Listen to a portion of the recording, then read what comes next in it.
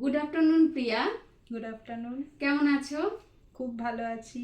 তো আজকে তো তুমি আমার কাছে একটা হেয়ার কাট করতে এসেছো, তোমার এই হেয়ার কাটটা করে কেমন লাগলো? আমার তো খুব ভালো লেগেছে। আমি একটু নতুনত্ব কিছু স্টাইলিশ চেয়েছিলাম, সেই মানে একই রকমই চুলটা। তো এখন আমার চুলটা বেশ অন্যরকম দেখতে লাগছে, বেশ ভালোই লাগছে, আমি খুব খুশি হয়েছি। তো তোমাদেরও দেখিয়ে দিই ওর লুকসটা কতটা চেঞ্জেস এসছে। আমি অবশ্যই বিফোর পিকচারটা তোমাদের সাথে শেয়ার করব। তো তোমাদেরকে কথা দিয়েছিলাম বিফোর পিকচারটা আমি শেয়ার করব, তো তোমরা তো দেখতেই পাচ্ছ। তো তোমরা দেখো ভীষণই পাতলা হেয়ার। তো সেখান থেকে এই যে চুলের ভলিউমটা আমি এনেছি কাট করে।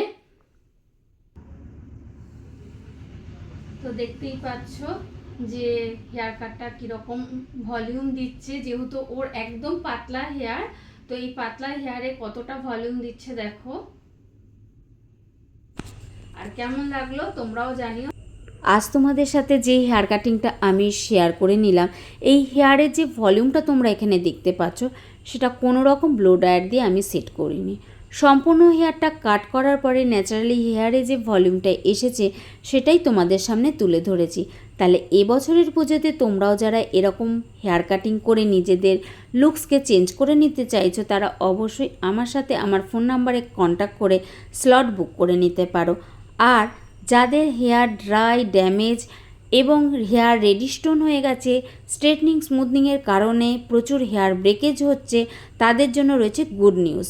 নিয়ে এসেছি তাদের জন্য herbal banana leaves hair spa.